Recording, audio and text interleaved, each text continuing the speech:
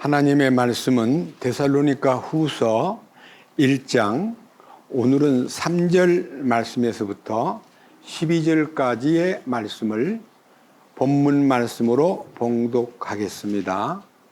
데살로니가 후서 1장 3절입니다. 형제들아, 우리가 너희로 인하여 항상 하나님께 감사드려야 하나니, 그것이 마땅함은 너희의 믿음이 심히 많이 자라고 너희 모두가 각각 서로에게 베푸는 사랑이 넘치기 때문이라. 그러므로 너희가 당하는 너희의 모든 핍박과 환난 속에서 드러난 너희의 인내와 믿음으로 인해 우리는 하나님의 교회들에게서 직접 너희를 자랑하노라. 그것은 하나님의 의로운 심판의 명백한 증표인데, 이것은 너희가 하나님의 왕국에 합당한 자로 여겨지게 하려 함이라. 그 왕국을 위하여 너희가 고난을 당하느니라. 너희를 괴롭게 하는 자들에게는 환난으로 갚으시고, 괴로움을 당하는 너희에게는 우리와 함께 안식으로 갚으시는 것이 하나님께는 의로운 일인즉, 주 예수님께서 자신의 강력한 천사들과 함께 하늘로부터 나타나사 하나님을 알지 못하는 자들과 우리 주 예수 그리스도의 복음에 순종하지 아니하는 자들에게 타오르는 불로 징벌하실 때에 그리하시리라. 그들은 주의 앞과 그분의 권능의 영광에서 떠나 영존하는 파멸로 형벌을 받으리로다. 그날에 그분께서 오셔서 자신의 성도들 가운데서 영광을 받으시고 믿는 모든 자들 가운데서 칭송을 받으시리니, 이는 너희가 우리의 증언을 너희 가운데서 믿었기 때문이라.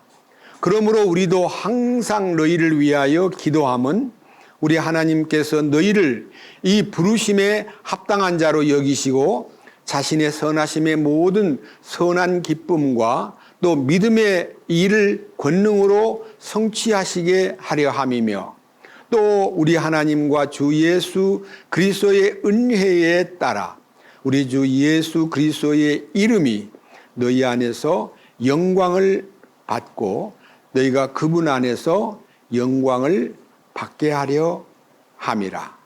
12절 말씀까지 말씀을 봉독했습니다. 기도드리겠습니다.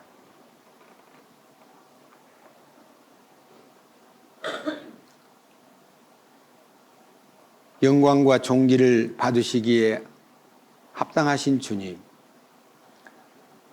우리가 지난 한 주간 동안은 수양회를 통해서 거듭남의 신비를 말씀으로 선포했고, 오늘은 주일을 맞이하여 데살로니가 후서 두 번째 강해를 하게 되었습니다.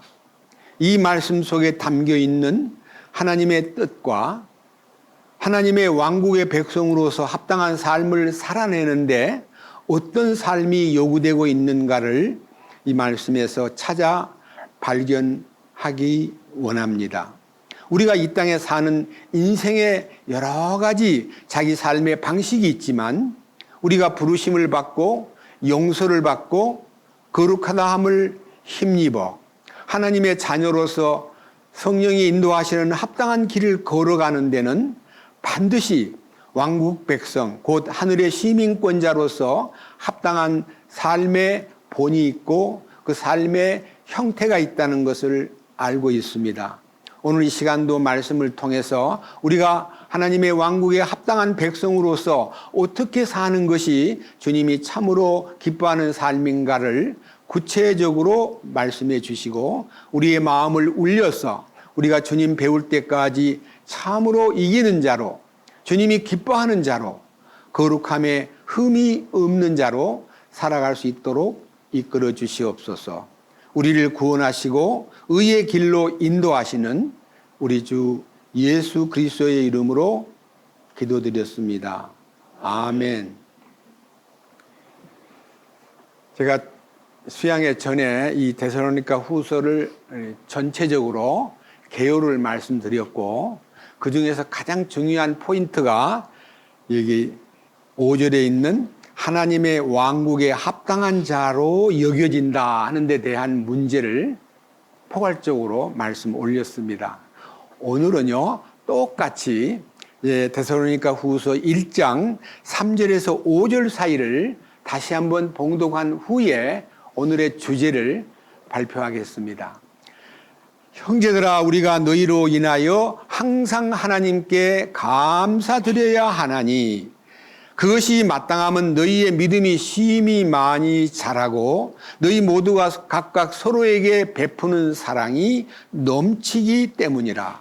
그러므로 너희가 당하는 너희의 모든 핍박과 환난 속에서 드러난 너희의 인내와 믿음으로 인해 우리는 하나님의 교회들에서 직접 너희를 자랑하노라.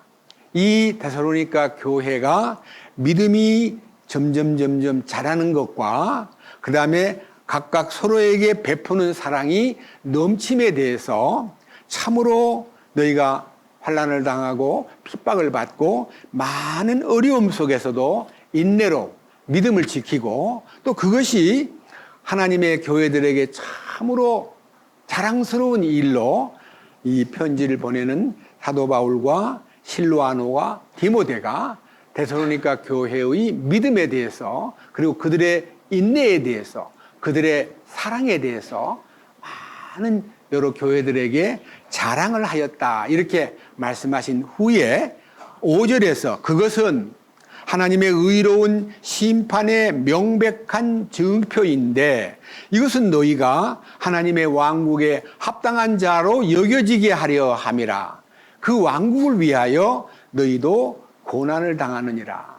그래서 우리는요, 이 성경 안에 고난의 원칙과 고난의 세부 내용이 있는데 고난의 원칙은 우리가 하나님의 자녀로 부르심을 받아서 하나님께서 원하시는 영광을 받기 위해서 그분과 함께 고난도 함께 받아야 된다는 그 고난의 의미는 십자가의 고난에 연합하는 것을 얘기하고 그 십자가의 고난에 연합한 사람들은 그 삶의 여러 가지 세부적인 십자가의 고난의 원칙에 의해서 우리가 어떤 고난을 이기고 살아갈 수 있는가에 대한 여러 가지 고난의 세부 조항들을 지지난주에 말씀을 올렸습니다.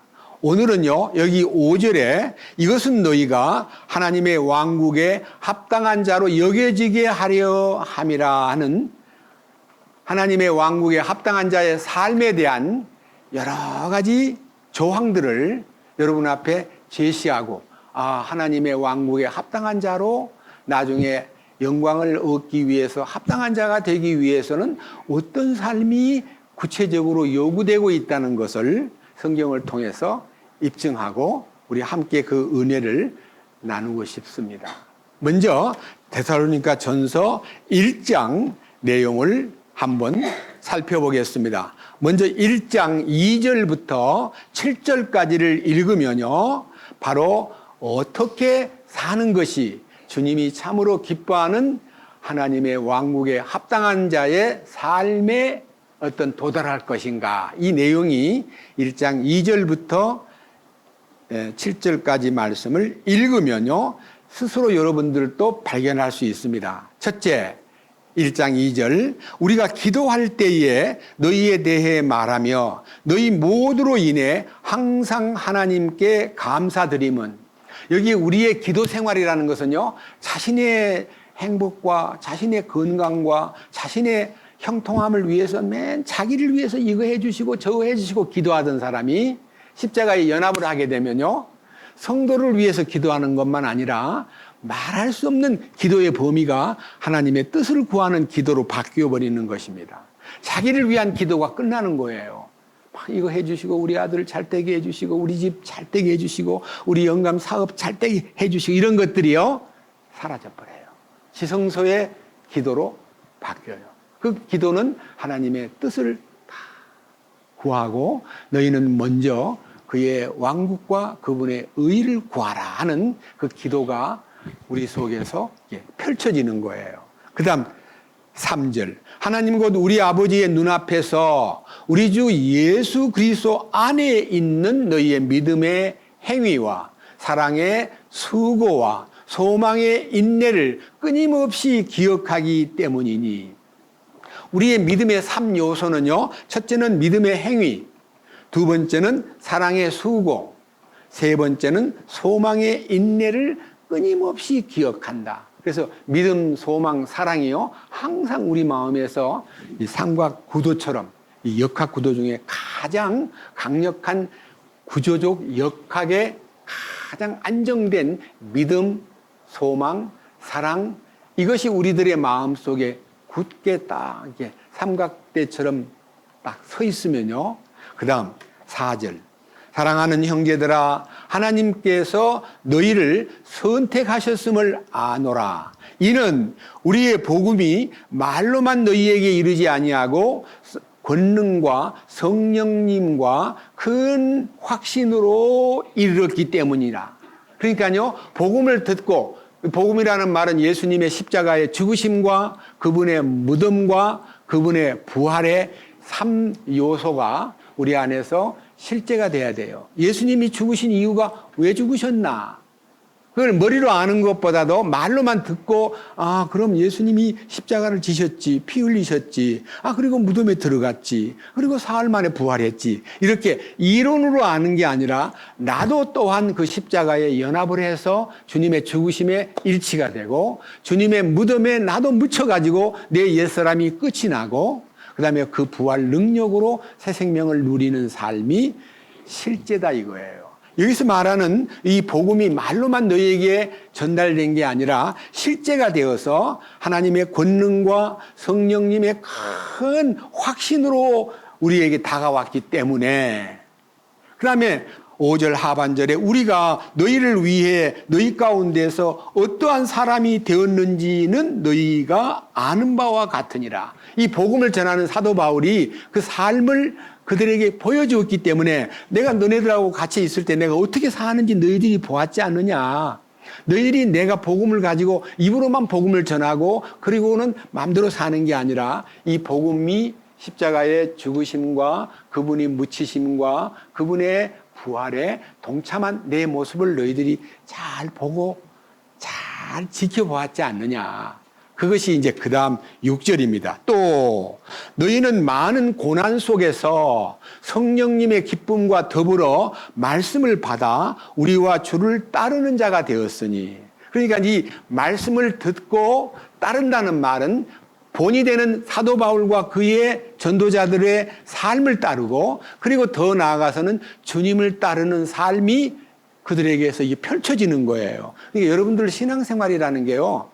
이 교제 가운데서 참으로 말씀을 통해서 여러분에게 선포하는 저만 아니라 저 뒤에서 저를 밀어주고 말씀을 주시는 주님을 따른다는 것이 무엇인가? 여러분들이 주님을 따른다는 말은 지금 주님이 눈에 안 보이니까 뭐를 따르라는 거지? 말씀을 따르는 거예요. 여러분 생활 속에서 주일 예배를 마치고 집에 돌아가면 세상에 그냥 펼쳐지는 여러 가지 유혹과 환경에 다 그냥 매몰돼 버리는데 우리는 말씀 안에서 우리의 삶이 하나씩 하나씩 주님의 뜻을 따라 살아가는 삶이 내 마음속에서 감사합니다. 주님 말씀을 항상 이렇게 묵상하고 말씀을 항상 따르려고 하는 제 마음을 주님이 이렇게 일으켜 주시니 감사합니다. 그 다음 보세요. 7절. 그 일로 인해서 무엇이 나타나느냐? 그러므로 너희는 마케도냐와 아가야에서 믿는 모든 자들에게 본이 되었느니라. 말씀을 전하는 주의 일꾼이 본이 되고 주님을 따르라고 가르쳤는데 그 삶이 데살로니가 교회의 교우들 속에 정말로 옮겨지니까 그 소문이 마케도냐라는 말은요. 데살로니가가 마케도냐의 수도고요. 굉장히 넓은 이 지역을 말합니다. 우리가 말하는 만약 여기 경기도라고 얘기하면요. 경기도 부천 그러면요. 부천만 아니라 경기도 전역에 믿음의 소문이 퍼지고 그다음에 남쪽에 아가야 데살로니가 편지를 받는 지역은 우리가 지금 상상의 날개를 펴가지고 그 지역이 어딘가 그러면요. 마케도냐로 건너가서 복음을 전하라고 한 그 복음을 전파했을 때 최초로 빌립보에서 복음이 들어갔고 그 다음에 데살로니가에 복음이 들어갔는데 이 복음이 점점 남쪽으로 내려와가지고 고린도 지역 혹은 그 헬라의 수도인 그리스 지역의 그 지역의 경계선이 아가야 지역이에요. 그러니까 그 아가야 지역의 남쪽의 지역까지 이 복음이 데살로니가 교회의 순종함과 그들의 주님을 본받는 삶의 소문이 퍼진 거예요. 퍼져가지고 그 다음 8절 봅니다. 주의 말씀이 너희로부터 나와. 사도 바울의 입에서 말씀이 나오는 게 아니라 데살로니가 교회의 성도들로 말미암아 말씀이 너희로부터 나와. 그 다음 뭐라 그랬어요? 마케도냐와 아가야에 울려 퍼졌을 뿐만 아니라 하나님을 향한 너희의 믿음이 모든 곳에 널리 퍼졌나니 그러므로 우리는 아무것도 말할 필요가 없다.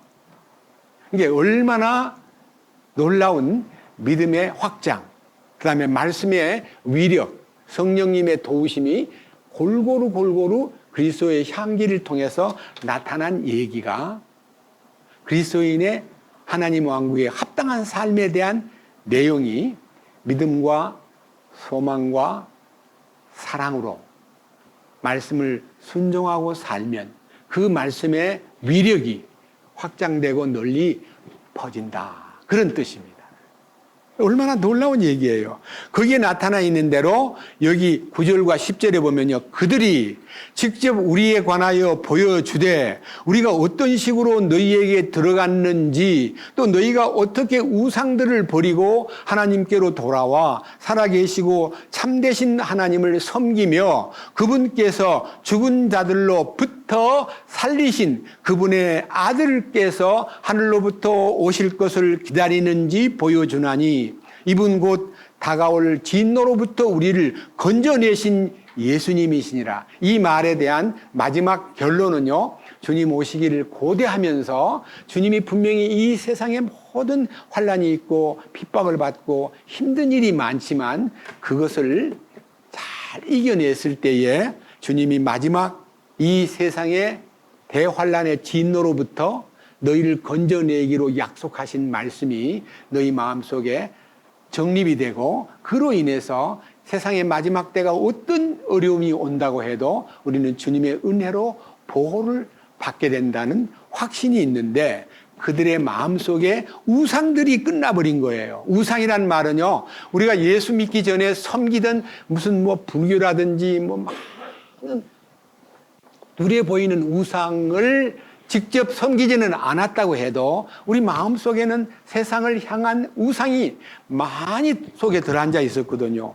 돈을 섬긴다, 명예와 권세를 추구한다, 쾌락을 찾는다, 자녀를 주님보다 더 사랑한다, 아내를 주님보다 더 사랑한다, 이런 식으로 내가 주님을 향하는 사랑이요 정말 세상에 분산되어 있기 때문에 주님을 향해서 사랑합니다 말을 못하고 산 사람들이 대부분이에요.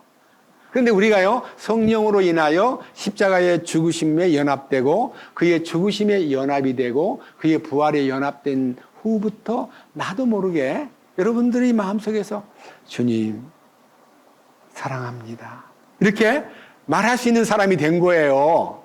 저는 제가요 수십 년 동안 그런 주님을 사랑한다는 말을 한 번도 못 해보고 사랑받은 것만 생각했지 사랑한다는 말을 못 해보고 살다가 2000년 7월달 십자가에 연합된 후부터 주님 사랑합니다 라는 그 아주 작은 목소리로 주님 사랑합니다 이렇게 말할 때마다요 눈물이 펑펑 쏟아지는 거예요. 여러분들도 그런 경험이 있으실 거예요.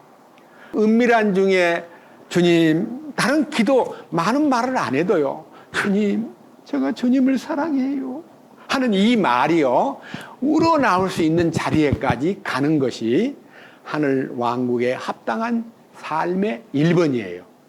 아시겠죠? 주님 사랑합니다 라고 말할 수 있다는 거 너무너무 놀라워요.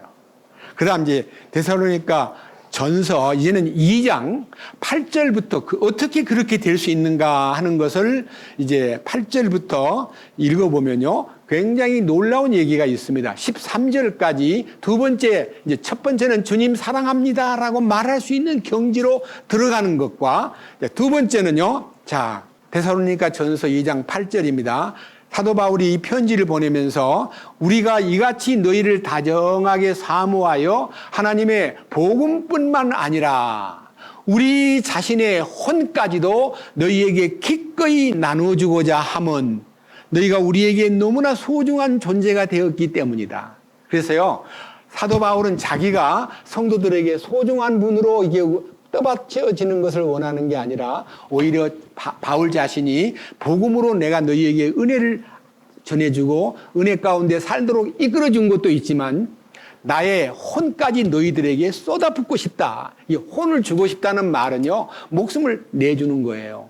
혼은 생명을 내주는 것과 똑같아요. 그러니까요, 복음뿐만 아니라 우리 자신의 혼까지도 너희에게 기꺼이 나누어 주고자 함은 너희가 우리에게 너무나 소중한 존재이기 때문이야 하고 성도를 소중히 여기는 마음이요, 말씀 전하는 사람과 말씀을 듣는 사람 사이에 이루어지는 겁니다.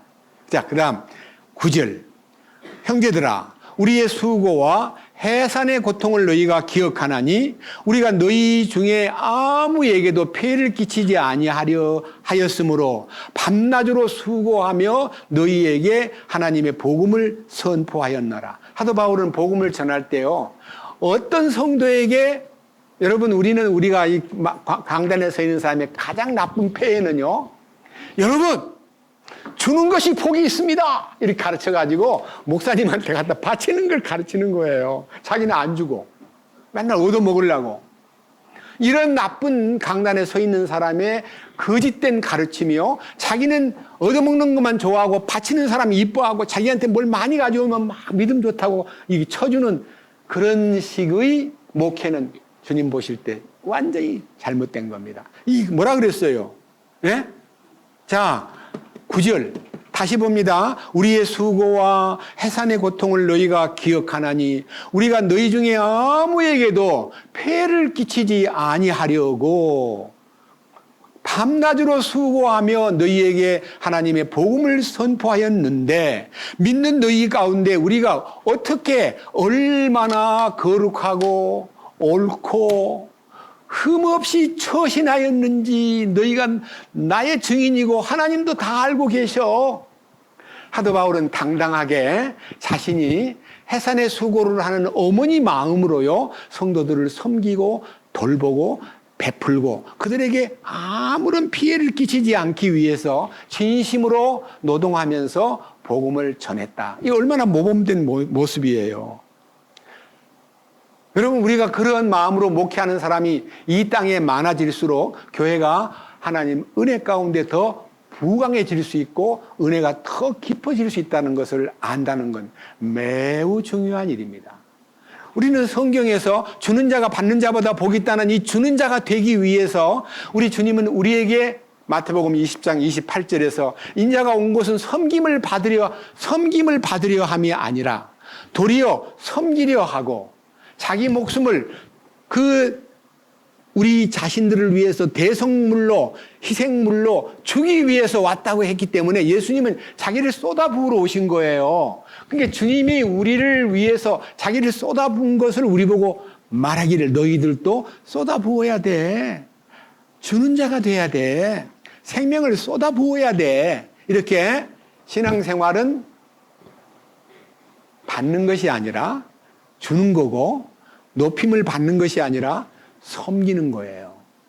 그러니까 섬기는 마음으로 목회를 한 사도 바울의 얘기가요, 여기 10절을 다시 봅니다. 믿는 너희 가운데서 우리가 얼마나 거룩하고 옳고 흠없이 처신하였는지 너희가 증인이고 하나님도 다 알고 계셔 라고 말할 수 있는, 저는 이런 얘기를 할 때 참 부끄러움을 느낍니다. 이렇게 저가 거룩하고 옳고 흠없이 처신하지 못한 부분이 조금씩 여러분들한테 비쳤을까 봐 두려움을 느낍니다. 진짜로 사도 바울은요, 자신 있게 거룩하고 옳고 흠없이 처신했다는 것에 대해서 그 다음 11절 이 얘기가요 단순하게 대인관계에서의 예의와 기본이 아니고 부모와 자식 간의 관계와 같다고 얘기하고 있습니다. 이 11절 들어보세요. 너희가 아는 바와 같이 우리가 너희 각 사람에게 아버지가 자기 자녀들에게 하듯 권면하고 위로하고 명하였노니. 그러니까 아버지 마음으로 품었다는 거예요. 아버지 마음으로. 저도 이제 나이가 들고 조금씩 아버지 마음이 조금씩 깃들긴 하지만요. 요한일서에 보면요.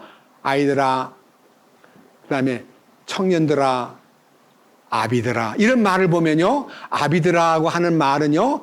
교제 가운데서 아버지 역할을 하는 사람이 많은 교제일수록 그 교제가 크게 은혜 받은 교제가 되는 거예요. 아이 같으면요. 다 질투하고 자기 거를 취할. 여러분 아이들은 자기밖에 몰라요.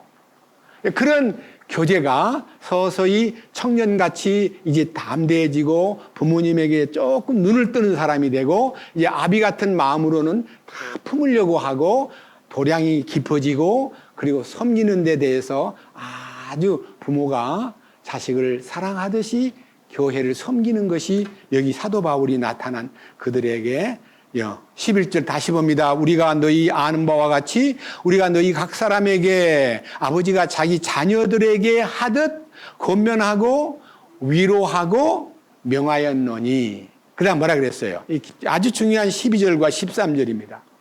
이것은 너희를 부르사 자신의 왕국의 영광에 이르게 하신 하나님께 너희가 합당히 걷게 하려 함이라. 여기 합당히 걷는다는 말은요. 합당한 생활을 하게 하기 위해서 하나님 왕국의 영광 받기에 합당한 자가 되는 길을 제시하는 겁니다. 여러분 우리가요. 나중에 주님 앞에 가면 그냥 공짜로 누린 것은 세상이었지만요. 우리가 그 은혜를 받은 사람답게 얼마만큼 자기를 낮추고 섬기는데 주님의 본을 따랐느냐에 따라서 그리고 십자가의 그 죽으심과 그분의 묻히심과 그분의 부활에 연합된 내용만큼 천년왕국의 새 예루살렘에서 보상을 받습니다. 여러분 거기 가서 엄청난 영광을 누리기 위해서는 이 땅 우리에게 짧은 남은 인생을요 참으로 주님의 말씀을 따라가지고 충성되고 신실하게 살아야 되는데 그 비결은 13절입니다. 자세히 들어보세요. 13절 이런 까닭에 우리가 또한 하나님께 끊임없이 감사를 드림은 너희가 우리에게서 들은 하나님의 말씀을 받을 때에 그것을 사람들의 말로 받지 아니하고 하나님의 말씀으로 받았기 때문이니 진실로 그러하다. 그 말씀이 또한 믿는 너희 안에서 효력 있게 일하느니라. 옛날 성경에는 효력 있게 역사하느니라 그랬습니다. 이 말씀이 내 안에서요 막 작동되려면요 말씀을 받을 때에 사람의 말로 받지 않고 하나님의 말씀으로 받아들이기만 하면 그 말씀이 이 속에서 작동한다 이거예요. 무엇을? 요 내용이 12절이에요. 무엇을 작동하냐면요. 이것은 너희를 부르사 자신의 왕국과 영광에 이르게 하신 하나님께 합당히 걷게 하는 비밀 그리고 비결을 속에서 역사하도록 유도한다는 것입니다. 무슨 말인지 알겠습니까?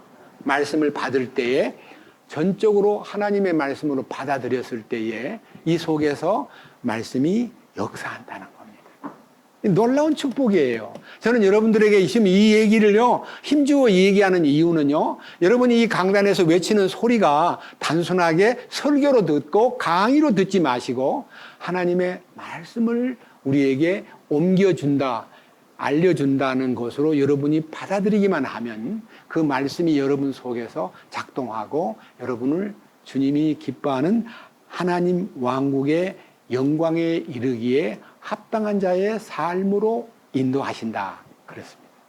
이 두 가지 원칙 하나는 하나님께서 우리에게 세워준 하나님의 복음을 통해서 우리가 변화되는 것과 두 번째는 이 말씀을 따라서 우리가 하나님 앞에서 점점 왕국의 삶에 합당한 길로 이끄시는 능력을 체험하고 난 다음에 이제 구체적으로 여러분 앞에 어떤 것이 하나님의 왕국에 합당한 삶이냐 하는 것을 말씀에서 열어드리겠습니다. 마태복음 10장을 보겠습니다. 자, 앞으로 가가지고요. 마태복음 10장. 페이지는요, 마태복음 10장 16페이지군요. 마태복음 10장 37절입니다. 38절까지 읽으면요, 그 뜻이 구체적으로 나타나 있습니다. 자세히 들어보시기를 바랍니다. 아버지나 어머니를 나보다 더 사랑하는 자는 내게 합당하지 아니하고, 아들이나 딸을 나보다 더 사랑하는 자도 내게 합당하지 아니하며. 그러니까 여기 우리 주님은 뭐라고 얘기했냐면, 네 부모보다, 네 자식보다 나를 더 사랑해야 돼. 여러분, 이게 말처럼 쉬운 겁니까? 네? 부모와의 관계와 자식과의 관계는 혈연 관계이기 때문에요, 사랑하지 말라고 해도 사랑하게 돼 있어요. 근데 이 부모와의 사랑, 자식 간의 사랑, 자식을 향한 사랑을 주님께서 더 위에다가 나를 올려놔라, 이 말은요, 하나님 너무 심하시오. 자기만 사랑하래. 참 너무 어려워. 하고 여러분이 인간적인 방법으로, 계산으로, 하나님은 왜 부모님을 사랑하고 자식을 사랑하는 것은 천륜이고 인륜인데 그보다 더 나를 사랑하라니까 좀 지나친 거 아닌가? 이렇게 생각할지 몰라도 이 말씀의 의미를요, 깊이 생각해야 돼요. 여러분, 본능적으로 부모님을 향한 자식의 마음, 또 자식을 향한 부모님의 마음은요, 그 누구도 아무리 악한 깡패고 아무리 악한 도둑놈도 자식 사랑해요, 안 해요? 여러분, 물어봅시다. 자식한테 부모가 니도 도둑질 좀 배워라 이러는 부모가 어디 있습니까? 아버지 어머니가 아무리 나쁜 사람이라 해도 자식들한테 그 자기를 그렇게 하라고 가르칩니까? 니도 강도질 해야 된다고? 절대 그러지 않잖아요. 내 이 애비는 이런 상태에 있지만 너네들은 나 본받으면 안 되라고 좋은 사람 만들려고 하는 마음이 부모님의 본성이고 그 가슴 속에 지닌 진정한 사랑이에요. 그런데 여기 성경에 아버지나 어머니를 나보다 더 사랑해도 안 되고, 또 아들이나 딸을 나보다 더 사랑해도 내게 합당하지 않대요. 그러니까요, 자식 사랑, 부모에 효도하고 부모님을 섬기는 그 마음 이상으로 하나님을 사랑하고 하나님을 섬기는 마음이 우러나오려면요, 이 본성이 바뀌어야 돼요. 이 관념이 변화되지 않으면 불가능해요. 어떻게 관념이 바뀌느냐? 다음 38절입니다. 또 자가 나오잖아요. 또 자기 십자가를 지고 내 뒤를 따르지 아니하는 자도 내게 합당하지 아니하니라. 그러니까요, 십자가를 통해서만 부모보다 하나님을 더 사랑하고 자식보다 하나님을 더 사랑할 수 있는 힘이 십자가에서 공급된다는 거예요. 아시겠어요? 십자가에서. 그러면 십자가를 통해서 그 사랑이 공급되는 것에 대한 이 놀라운 세부 조건들을요, 여러분들이 뭐가 처리되어야 부모님을 사랑하고 자식을 사랑하는 것보다 하나님을 더 사랑하게 되는가, 이 원칙을요, 성경적으로 알려드리겠습니다. 여러분들이 읽을 때는 잘 몰라요. 근데 저는 기도하면서, 주님, 어떻게 아버지나 어머니보다 주님을 더 사랑하고 아들이나 딸보다 주님을 더 사랑하는 길을 어떻게 만들 수 있어요? 어떻게 하면 돼요? 라고 여쭈었더니요, 여기 뒤에 십자가를 지고라는 단어 속에서 십자가를 통해서 일이 이루어지는구나, 그걸 알게 되었고, 마태복음 조금 넘겨보세요. 16장. 자, 뒤로 마태복음 16장 24절입니다. 여기에 답이 있습니다. 자, 마태복음 16장 24절. 그때 예수님께서 자기 제자들에게 이르시되, 어떤 사람이 나를 따라오려거든 자기를 부인하고 자기 십자가를 지고 나를 따를지니라. 자기를 부인하고 자기 십자가를 지고 나를 따르라는 거예요. 여러분, 자기를 부인하는 게 뭐예요? 이거는 너무너무 이 학자들이나 유명한 윤리 도덕을 가르치는 선생님들이나 많은 위의 사람들이 마음을 비워라, 각자의 마음을 내려놓아라. 욕심을 내려놓아라. 네 속에 들어있는 야심을 내려놓아라. 이런 말을 말로는 많이 들었는데 누가 자기를 어떻게 내려놓아요? 그 자기 부인이라는 말은 내려놓는 거예요. 그 내려놓는 게 마음대로 됩니까? 안 됩니까? 저는 30년 동안 내려놓으려고 그렇게 발버둥을 쳤는데 내려놓지를 못하더군요. 한 이틀 내려놓았다가 그 다음 또 팍 터지고 그래요. 내려놓지를 못해요. 그런데요, 여기 자기 부인이 이루어지기 위해서 어떤 사건이 있어야 돼요. 어떤 사건이 있어야 되느냐? 이 비밀을 여러분 앞에 설명해 올리겠습니다. 어떻게 자기를 부인할 수 있는가? 자, 다니엘서 10장으로 가서 자기를 내려놓는 비밀에 대해서 함께 말씀에서 축복을 발견할 수 있기를 원합니다. 다니엘 10장입니다. 이 말씀을 자세히 보면 이것이 바로 주님이 주시는 어떤 축복이구나. 이것이 바로 주님의 능력으로 일어나는 사건이구나. 이거를 그냥 딱 감지할 수가 있습니다. 자, 자세하게 말씀에 여러분 마음을 쏟으십시오. 다니엘 10장 1절. 페르시아 왕 고레스의 제3년에 한 일이 벨드사살이라 이름을 가진 다니엘에게 계시되었는데 그 일이 참되나 정해진 때는 길더라. 그가 그 일을 깨닫고 환상에 대해서도 깨달음을 얻으니라. 이게 분명히요, 이 환상을 봐야 돼요. 여러분, 환상을 본다는 말이 막 휘황한 걸 본다 그 말이 아니고요, 말씀에서 참으로 눈을 떠야 된다 그런 뜻이에요. 옛날에는 환상이 나타나가지고 그 환상을 통해서 뭐 요셉에게 꿈도 보여주고 여기 다니엘에게도 환상을 보여주고 그랬는데요, 지금 우리에게는 환상 보이는 때는 지나갔습니다. 이 기록된 말씀이 환상으로 열려야 돼요. 자, 들어보세요. 2절.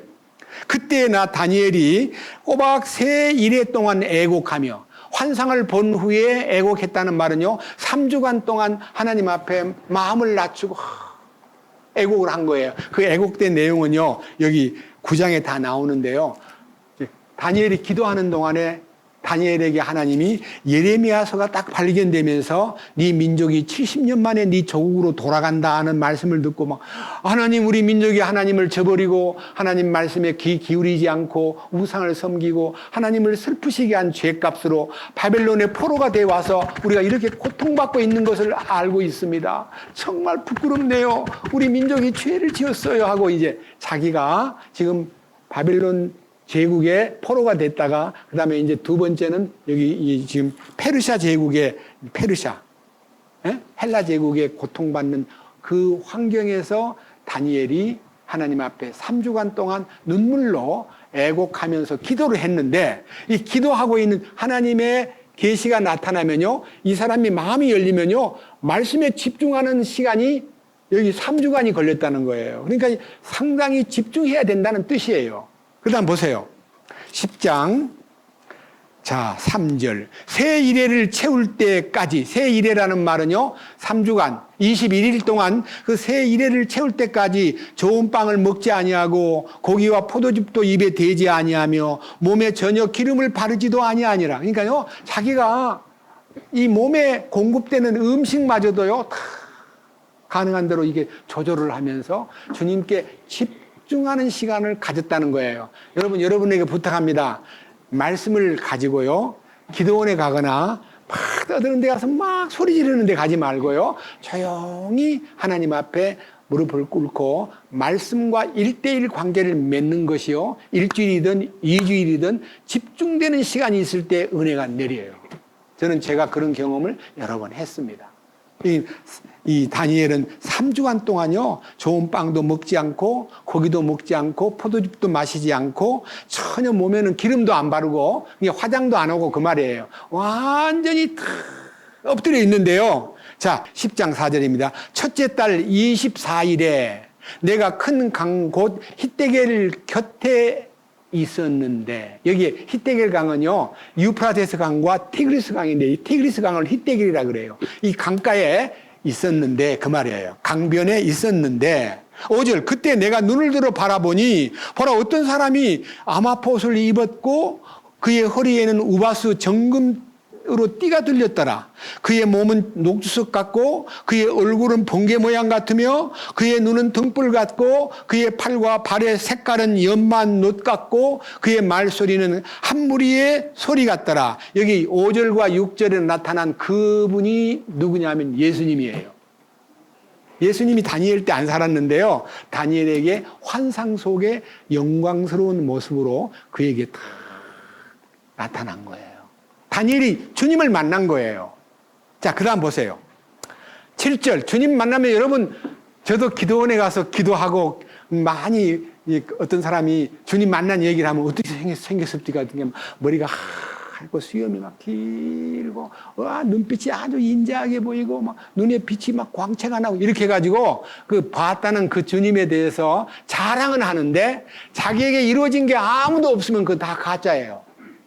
뭐가 이루어져야 되느냐? 그 영광의 비전과 영광의 그리스도를 배울 때에 그에게 놀라운 일이 일어나야 돼요. 그것이 여기에 나타나 있는 자기를 부인하는 거예요. 보세요.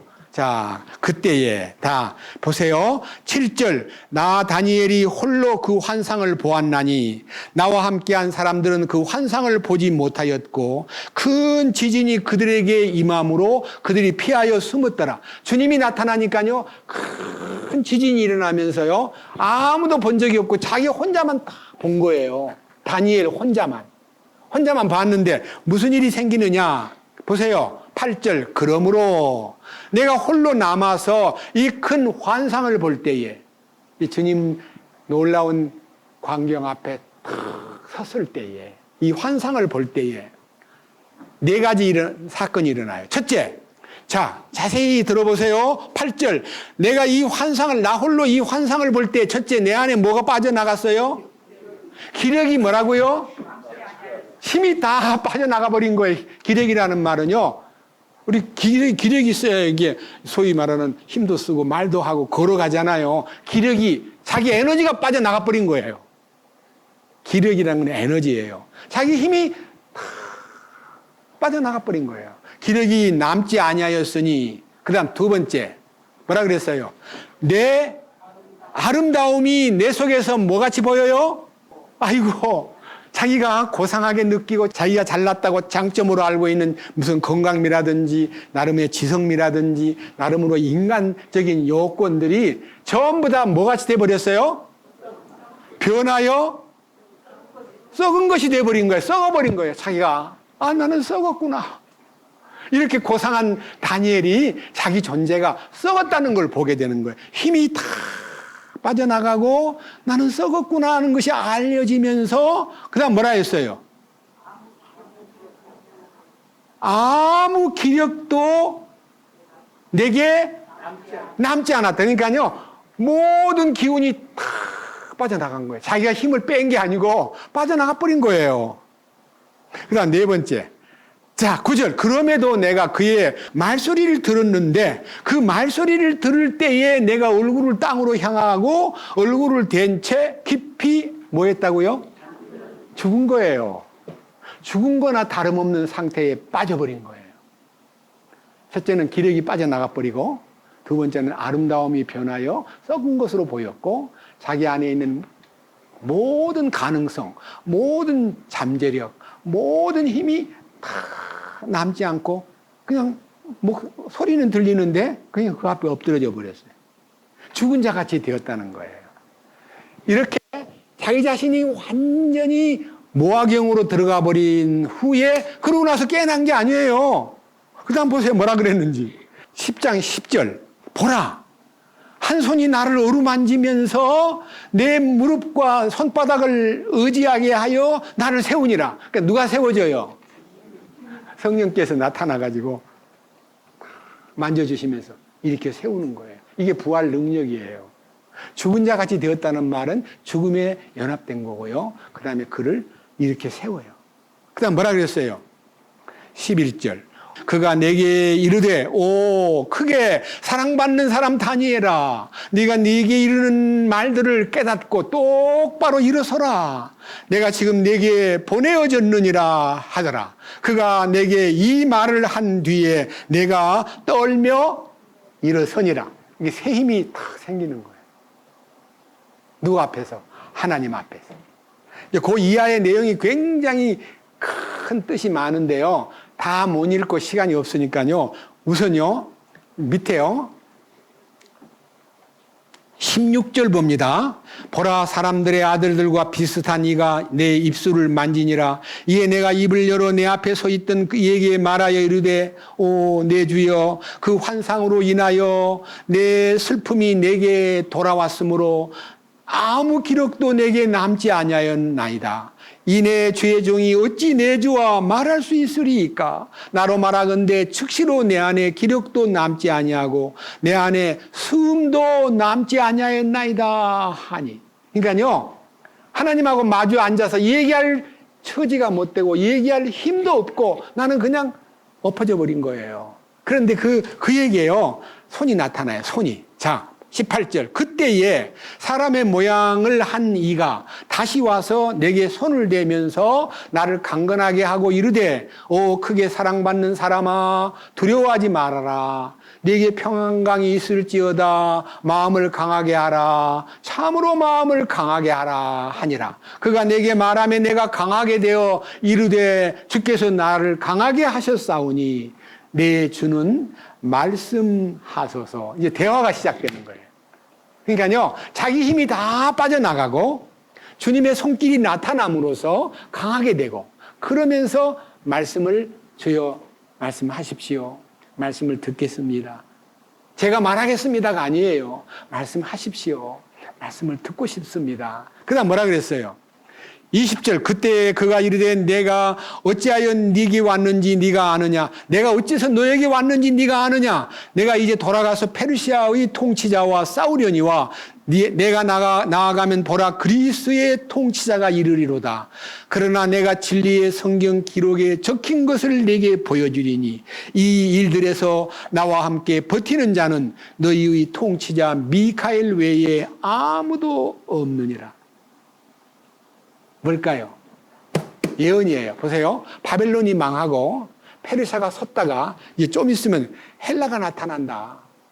그러니까요, 하나님의 역사의 미래를 다 보여주시면서 바벨론은 이미 망했고 지금 네가 있는 그 페르시아도 곧 망할 거고 그 뒤에 그리스가 온다. 헬라가 온다. 그리고 21절. 그렇지만 그러나 내가 진리의 성경 기록에 적힌 것을 내게 보여주리니 이 일들에서 나와 함께 버티는 자는 너희 통치자 미가엘 외에는 아무도 없느니라. 그러니까 미가엘은 하나님의 천사예요. 하나님의 천사를 너에게 보내가지고 내가 너에게 성경 기록에 있는 모든 것을 보여주겠다는 얘기가 11장 12장에 다 나옵니다. 오늘은요, 11장, 12장은 나중에 보기로 하고요. 다니엘이 자기를 내려놓는 것이 뭐냐면 주님을 배울 때 자기가 완전히 사라져버립니다. 여러분, 자기를 부인하는 것이 뭡니까? 십자가 앞에 서야 돼요. 십자가의 능력이 나타나야 돼요.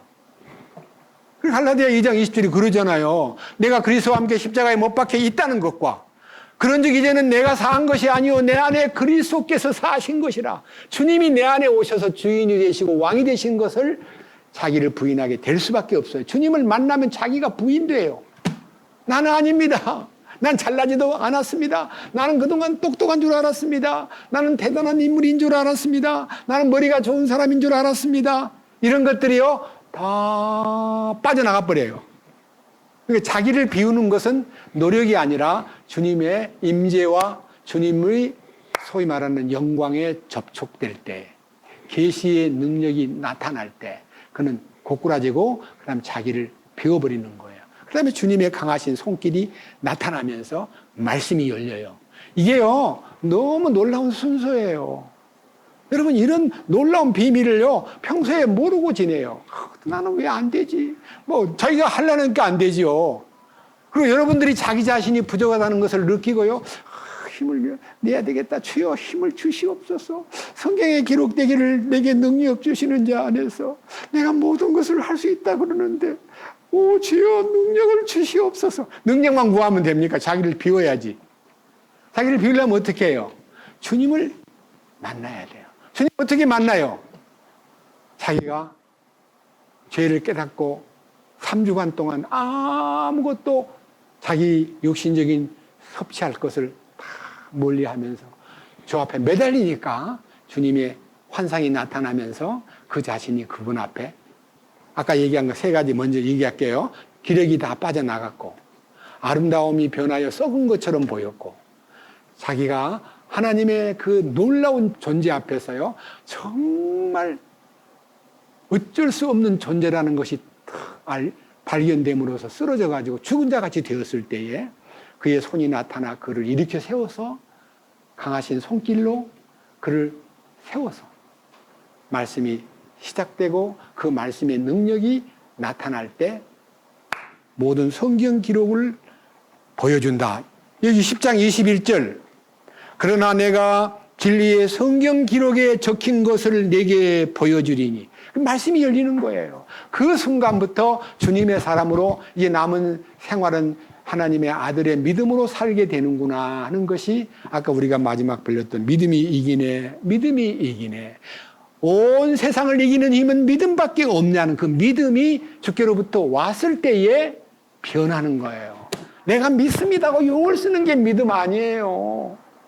그래서 이 놀라운 신비가 우리에게 실제가 되기 위해서 사도 바울이 이렇게 편지를 보낸 내용에서 이제 건너뛰어가지고 주님이 직접 나를 따라오려거든 자기를 부인하고 십자가를 지고 나를 따르라는 이 말씀이 얼마나 위대한 키워드예요. 키워드. 열쇠예요. 열쇠.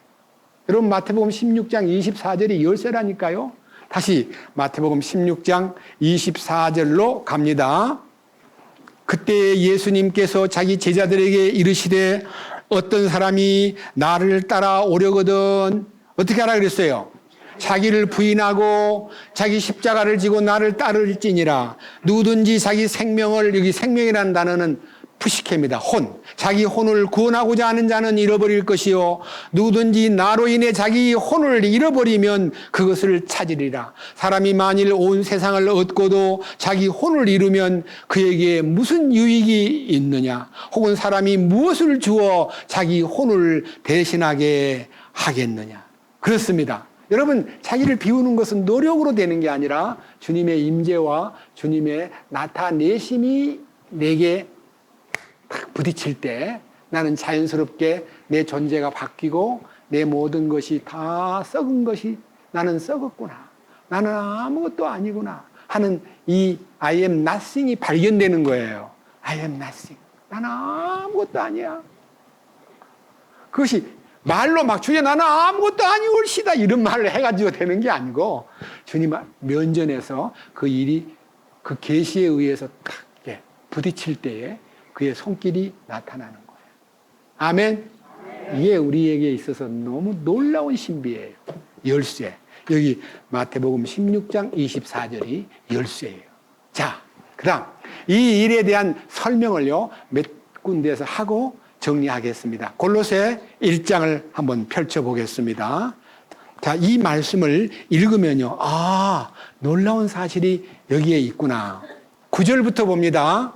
이런 까닭에 우리도 그것을 듣던 날부터 너희를 위해 기도하기를 그치지 아니하고 또 너희가 모든 지혜와 영적 깨달음에서 그분의 뜻을 아는 것으로 채워지고, 영적인 깨달음에서 가장 중요한 것은 주님의 뜻을 아는 거예요. 주님의 뜻. 내 뜻 말고 내 뜻을 막 관찰하고 내 뜻을 막 주 앞에 아뢰는 것이 할 일이 아니라 주님의 뜻이 딱 나타나요. 그 뜻이 10절부터예요.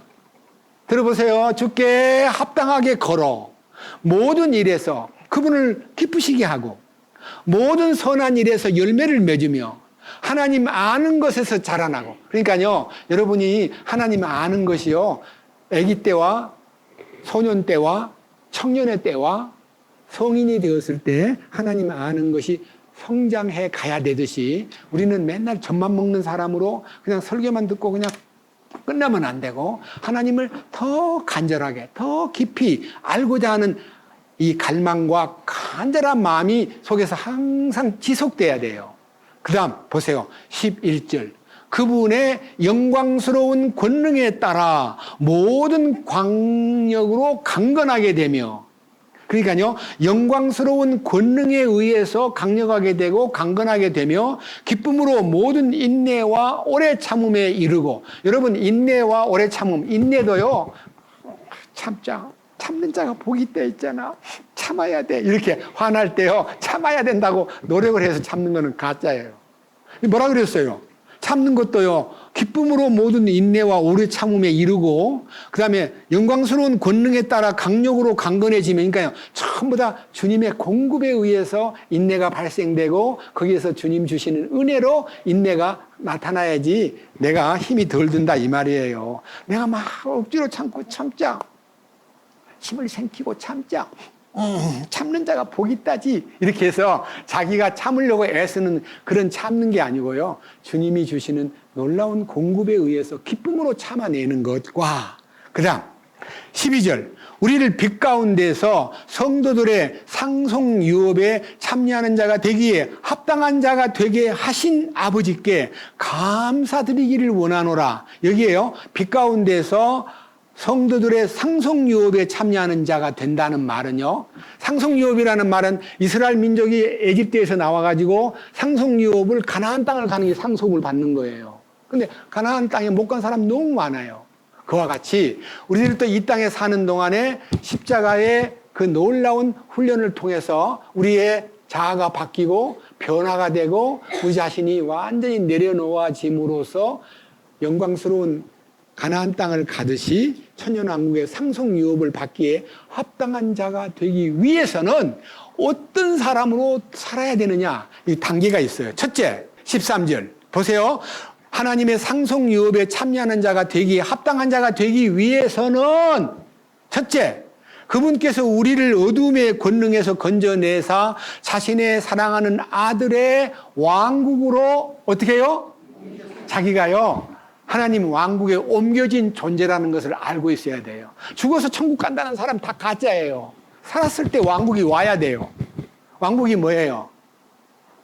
멀리 배던 하늘나라 내 마음속에 이루어지니 날로 날로 가깝도다. 천국이 어디가 있어요? 마음에. 자기 마음에 천국이 와야 돼요. 그것이 하나님 왕국에 참여하는 자가 되기에 합당한 자의 제1요소가 마음속에 어둠의 권능이 사라지고 어둠의 권세, 어둠의 사탄의 지배 안에서 주님의 왕국 안으로 들어와가지고 마음의 왕국이 이루어져야 돼요. 먼저. 그 다음 14절. 그분 안에서 이루어진 그 사람 속에 뭐가 나타나요? 그분의 피를 통해서 뭐가 와요? 죄들의 용서, 죄 사함에 대한 확신이 마음에 탁 이루어져야 돼요. 마음에 죄 사함이, 죄 사함 받으셨어요? 그러면 매일 죄를 짓는데 매일매일 죄를 씻어야지요. 이렇게 생각하는 사람이 많아요. 여러분, 매일매일 죄 씻는 거 아니에요. 죄 지을 때마다 죄를 씻는 거 아니에요. 영원한 속죄를 마음에 딱 경험하고 나면요, 죄에 대해서 죽게 되고 죄를 멀리하게 되고 죄를 싫어하는 이 생명의 변화가 일어나요. 예? 아시겠어요? 죄를 멀리하고 죄를 싫어하는 생명이 내게 와야지. 나는 어쩔 수 없는 나약한 존재고 나는 속물이야. 그러니까 죄를 지을 수밖에 없어. 그러면 자백해야 돼. 여러분, 오전에 죄를 지었는데 자백 못하고 죽으면 지옥 가겠네요? 그 말도 안 돼요. 그래서 여기 제일 중요한 것이 왕국에 옮겨진 사실과 14절 그분 안에서 그분의 피를 통해서 구속곧 죄들의 용서를 받을 것이로다 그랬어요. 받았도다. 과거 시제잖아요. 받았도다. 죄 사함 받았다는 것이 확실해야 돼요. 그 다음 뭐라 그래요?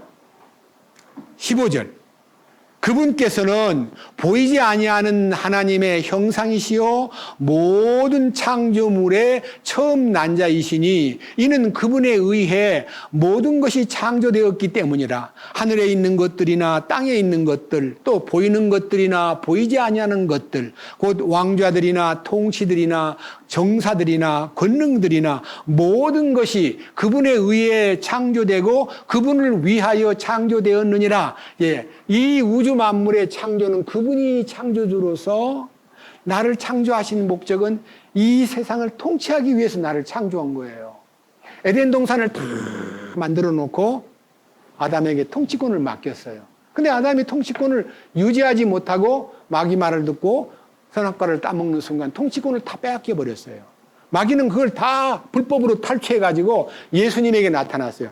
이거 다 나한테 넘겨준 건데 내가 원하는 자에게 주고 싶어. 나한테 절을 해봐. 그럼 내가 다 넘겨줄게. 이 마귀는요, 예수님을 굴복시켜가지고요, 자기가 예수님을 엎드리게 만들면 이 세상의 통치권을 너에게 넘겨주겠다 그러니까 예수님이 노 그랬어요.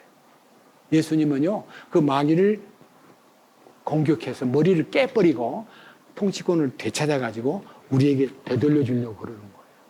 예수님은 사탄하고 싸워야 돼요. 절하고 받는 것은 가짜예요. 자, 근데 여기 보세요. 자, 16절. 이는 그분에 의해 모든 것이 창조되었기 때문이라. 하늘에 있는 것들과 땅에 있는 것들, 보이는 것들과 보이지 아니하는 것들, 곧 왕좌들이나 통치들이나 정사들이나 권능들이나 모든 것이 그분에 의해 창조되고 그분을 위하여 창조되었노라. 또 그분께서 모든 것보다 먼저 계시고 모든 것은 그분으로 말미암아 존재하느니라. 그분께서 몸 곧 교회의 머리시니라. 그분께서 시작이시요 죽은 자들로부터 처음 난 자이시니 이것은 그분께서 모든 것에 으뜸이 되려 하심이라. 여기에서 여러분들 주의해야 됩니다. 예수님은 모든 만유의 으뜸으로 존재하셔야 되는데, 여러분, 우리가 주님을 모든 것 위에다가 머리로 삼고 사느냐 이거예요. 주님이 우리 머리라는 말을요, 여러분, 머리가 몸을 지배하잖아요. 머리가 마음먹은 대로 모든 일을 하잖아요. 머리가 마음에서 물 먹자, 목마르다 그렇게 말하면요, 제 눈이 어디로 가요? 아, 여기 물이 있구나. 물 뚜껑도 열고 물을 한 잔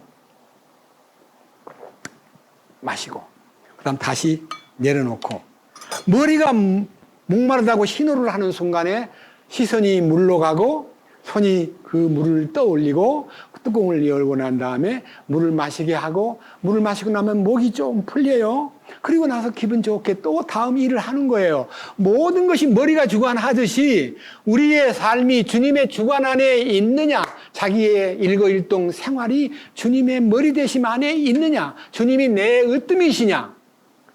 자기가 으뜸이 될 때가 많아요. 자기 생각을 따라가는 거예요. 그래서 우리의 신앙생활은요, 자기의 생각을 내려놓고 주님의 다스림과 그분의 명령에 순종하는 생활이, 골로새서의 첫째는 죄를 깨끗하게 한 경험이 있어야 되고, 창조주이신 주님의 모든 것이 통치권 속에 있다는 것과 주님이 나를 으뜸이 되셔서 통치하기를 원하신다는 이 기본의 질서가 딱 내게 정립이 돼야 돼요. 하나 더 보겠습니다. 자, 빌립보서 1장 27절에서 마지막 30절까지 보면요, 우리에게 무슨 일이 남아있는가를 보게 됩니다. 오직 너희 행실을, 그러니까 생활을 그리스도의 복음에 합당하게 하라. 그러니까 복음을 알았다. 죄사함을 받았다. 그분은 나의 머리이시다는 것을 확실히 알면요, 네가 그 복음에 합당한 생활을 네가 해야 된다. 그 합당한 생활이 뭐냐? 27절. 그리하면 너희에 대한 일들 곧 내가 가서 너희를 보든지 떠나 있든지 너희가 영 안에서 굳게 서서 복음의 믿음을 위하여 한 마음으로 함께 싸우며, 그러니까 복음을 지키고 복음을 따라 살려면 싸움이 필요하다. 이 싸움이 필요하다는 이 싸움이 무슨 싸움이냐? 이것은요, 큰 전쟁이 아니라요, 여기 그 싸움이요, 28절이에요. 어떤 일에서도, 어떤 인간사에서도 너희의 대적들로 인해 무서워하지 아니한다는 것을 내가 들을 수 있으리라. 그것이 그들에게는 멸망의 명백한 증표요 너희에게는 구원의 증표니 그것은 하나님에게서 났느니라. 그리스도를 믿는 것뿐 아니라 그분으로 인해 고난을 당하는 것도 주께서 그분을 대신해서 너희에게 주셨나니 너희가 내 안에서 보았고 또 지금도 내 안에서 있다고 듣고 있는 그 동일한 싸움이 너희에게 있느니라. 이 말은요, 너희가 싸움이 있는데 그 싸움이 어떤 싸움이냐? 여러분, 내적 싸움이 늘 사탄이 공격해 오고 시험을 해오고 문제가 생기고 사람들마다 다 나를 우습게 보는 사람도 있고 깔보는 사람도 있고 내 예수 믿는 것을 무시하는 사람도 있고 예수 믿었다고 나를 바보같이 취급하는 사람도 있다 이거예요. 그들하고 늘 부딪히게 돼요. 심지어는 가정에서 남편하고 아내하고 자식하고 부모하고 직장에 가서 친구하고 상사하고 각종 방법으로 부딪혀오는 일이 있다 이거예요. 근데 그거 어떻게 하면 돼요? 그걸 싸우는데 어떻게 싸워야 돼요? 이 싸움이요, 선한 싸움인데 이 싸움이 주먹질을 해서 소리를 크게 질러서 그 상대를 진압하고 그 상대를 깔보고 무시해버림으로써 깔아뭉개므로써 이기는 건 이기는 게 아니에요. 무엇을 가지고 이겨야 되냐면요, 주님이 주신 힘으로 이겨야 돼요. 그 이김에 대한 얘기를 사도 바울이 이 빌립보에서 싸움이 있다는 것을 전제로 하고 그 싸움이 저 뒤로 가가지고요, 디모데 후서 4장을 보겠습니다. 7절입니다. 디모데 후서 4장 7절. 내가 선한 싸움을 싸우고 나의 달려갈 길을 마치고 믿음을 지켰은즉. 그러니까요, 싸움은요, 주님의 믿음 안에서 믿음을 지키는 것으로 싸움이 시작되는 거예요. 믿음으로 싸우는 거예요. 왜 그러냐? 이 말씀을 믿음을 지켰다? 선한 싸움을 싸운다? 나의 달려갈 길을 마친다? 이거는요, 자기 사명을 다하기 위해서 믿음을 지키고 이제 싸움에 임하는데 이 싸움을 하는 방법이 세상 사람하고 주먹질하고 소리 지르고 뭐 이런 거 가지고 싸우는 거 아니에요. 믿음으로 싸워야 돼요. 자, 여기 믿음으로 싸우는 것에 대한 얘기, 요한일서 5장을 보겠습니다. 5장 4절. 무엇이든지 하나님에게서 난 것은 세상을 이기느니라. 자, 하나님에게서 난 것은 세상을 이기느니라. 세상을 이기는 승리는 이것이니 우리의 믿음이니라. 그러니까 뭘로 이기는 거예요? 믿음으로. 믿음이 무슨 믿음이에요? 그리스도 안에 있는 믿음. 그리스도의 믿음. 내 믿음 아니에요. 그분이 주신 그 믿음이 내 안에서 주님하고 부르기만 하면요, 그 믿음이 나를 이기게 만드는 거예요. 놀라운 일이에요. 자, 옛날에 제 경우를 얘기해 드리겠습니다. 누가 나한테 너무 억울한 말을 전해줘요. 니 아주 도둑놈이래. 니 돈 떼먹었다며. 니 뭐 돈도 1억이 아니고 뭐 3억이나 떼먹었다며 하고 억울한 소리가 딱 들리면요, 옛날에는 어떻게 했냐? 누가 그럽니까? 어디서 들었어요? 언제 들었어요? 아, 그래요? 누구가 그럽디다. 제가 어떻게 해요? 전화 걸어가지고.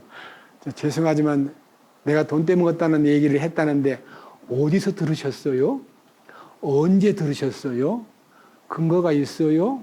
그거를요, 규명하고 따져가지고 그 사람이 아, 내가 잘못한 것 같은데, 오해한 것 같은데 하면 제가 그러면 그렇지. 그런 말을 오해했다고 남한테 들었다고 막 소문내면 되세요? 조심하세요. 하고 이제 내가 이제 억울함을 풀고 나면은 진정이 되는데 그런 식으로 이제 따져가지고 규명하려고 노력하는 것이 죄였어요. 그런데 지금은요, 엄청난 얘기를 들어도 주님, 감사합니다. 여러분, 우리 주님은 죄도 없는데 십자가에 못 박히셨고 죄도 없는 몸으로 달려 계신 그분한테 네가 남은 구원해 놓고 너를 못 구원시키냐? 네가 하나님의 아들이라면, 아들은 아들인데 아들이라면 뛰어내려라. 그럼 우리가 믿겠다고 하는 온갖 방법으로 조롱하고 문제를 만들어도 예수님이 응답을 했어요, 안 했어요? 예수님이 괘씸한 것들, 니는 지옥이야. 까불지 마. 이렇게 했어요? 뭐라고 했어요? 아버지요, 저들을 용서해 주세요. 자기들이 하는 것을 알지 못하고 있습니다. 용서를 비는 기도를 하신 분이 지금 이 안에 오신 거예요. 그래서 제가 이 오해를 받고 이상한 말을 들으면요, 나도 모르게 주님을 부르게 되고 주님이 하는 말씀이 나도 네보다 더 크게 오해받고 욕먹었는데 이기는 자가 되려면 내 안에 있어 하고 주님의 따뜻한 음성으로 그런 모든 어둡고 칙칙한 슬픈 얘기를 넉넉히 극복할 수 있는 힘을 주시는 거예요. 믿음으로 이기는 거예요. 그다음 뭐라 해서 요한일서 5장 4절 다음에 5절 예수님께서 하나님의 아들이심을 믿는 자가 아니면 누가 세상을 이기는 자냐. 하나님의 아들을 마음 가운데 모시고 그분을 하나님의 아들로 믿는 사람은 세상을 넉넉히 이긴다는 거예요. 그래서 뭐라 그래서 요한복음 16장 33절에 세상에서 너희가 환난을 당하나 담대하라. 내가 세상을 이겼노라. 내가 이겼다. 내가 이겼어. 하고 주님이 이긴 자로서 나에게 말씀하시기 때문에 우리는 그리스도 안에서 이기는 자가 되는 거예요. 그래서 이제 하나 더 보십시다. 고린도 후서 어떻게 이기는가에 대한 놀라운 얘기를 하나 읽고 넘어가겠습니다. 고린도 후서 2장 14절. 항상 우리를 그리스도 안에서 승리하게 하시고 우리를 통해 모든 곳에서 그분을 아는 냄새를 풍기게 하시는 하나님께 이제 감사하노라. 어디서 이겨요? 어디서 이기냐고요? 어떻게 이겨요? 항상 승리하는 거예요. 예수님 안에서만. 그러니까요, 승리하신 그분 안에서 승리를 누리는 거지, 우리가 승리하려고 발버둥 치고 싸우는 거 아니에요. 이기는 것은 그분 안에서 이기는 거예요. 그러니까 그분이 승리를 주셔요. 이 놀라운 신비가 우리의 영적 삶의 공급이 됨으로써 이기는 자가 받을 영광스러운 소위 말하는 하나님의 은혜를 여러분 것으로 만드셔야만 될 것입니다. 놀라운 축복이 항상 우리를 뒷받침하고 이끌어 주시고 함께 해 주시리라고 확신합니다. 이 놀라운 사실이 항상 우리를 그리스도 안에서 승리하게 하시면서 우리를 통해 모든 곳에서 그분을 아는 냄새를 풍기게 하시는 하나님 감사합니다. 감사합니다. 하고 그분 앞에 감사로 항상 그분을 찬양하는 것이 되고, 그 다음에 그 반응은요, 어떻게 반응이 와도 상관없어요. 반응을 한번 보세요. 15절, 16절. 우리가 이기고 그리스도를 아는 냄새를 풍기는데 그 반응이요, 참 희한해요. 들어보세요. 두 가지 반응이 있어요. 하나는 우리는 구원받은 자들 가운데서나 멸망하는 자들 가운데서나 하나님을 향한 그리스도의 향기로운 냄새니라. 우리가 주님을 풍기는 거예요, 냄새를. 예? 욕먹고 막 억울한 말을 듣고요, 주님을 탁 냄새를 풍겨요. 그럼 그 냄새가요, 주님을 믿는 사람에게는 향기로운 냄새가 되고 안 믿는 사람한테는 대단히 기분 나쁜 냄새로 그들은 오해를 해요. 보세요. 16절. 한 부류에게는 우리가 사망에 이르는 사망의 냄새요, 다른 부류 믿는 자들에게는 생명에 이르는 생명의 냄새니라. 누가 이런 일들을 감당하리요? 감당할 수 없는 일이에요. 그리스도 안에서 이기는 이기면요, 세상이 감당치를 못해요. 그래 뭐라 그래요? 안 믿는 사람. 예수 믿더니 미쳤구만. 그렇게 생각해요. 미쳤단 말을 들어요. 그럼 그 기분 나쁜 것을 듣고 미쳤다고 다시 쫓아가가지고 내가 뭐가 미쳤다는 거야. 걔 눈은 걔 똥밖에 안 보인다고 당신이 미친 사람이야. 그러니까 내가 미치게 보이지 하고 싸워야 돼요. 걔 눈에는 뭐밖에 안 보인다고 말해서 꼭 그 사람을 이게 확 눌러야 돼요? 아니요. 미쳤다는 말을 들어도요, 아무 마음에 문제가 없는 것이 예수님 안에 있는 사람의 의연한 태도예요. 놀랍지 않아요? 예? 억울한 말을 들으면 밤새도록 앓고 전화 걸어가지고 따지고 규명해가지고 상대방을 사과하게 만들어야 풀리고 잠이 왔는데, 지금은 그런 일 전혀 안 해도 주님 감사합니다.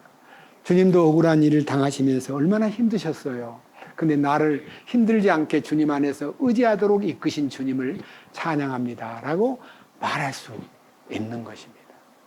이 축복이 우리 모두에게 이 하나님 왕국에 합당한 삶을 이끌어주는 비결이 그리스도 안에 있다는 것을 우리가 믿고 그분을 따르는 것이 얼마나 행복한 신앙생활인가를 여러분들이 알고, 이제 이 데살로니가 후서를 읽으면서요, 가장 궁극적인 목적은 우리 주님 오실 때를 기다리는 우리들이 공통된 주님 기다리는 사람들로서 합당한 처세와 합당한 삶을 우리가 부끄럽지 않게 우리의 거룩함에 흠도 없고 점도 없는 사람으로서 주님 앞에 발견되기를 힘쓰는 여러분들이 되기를 주님의 이름으로 축원합니다.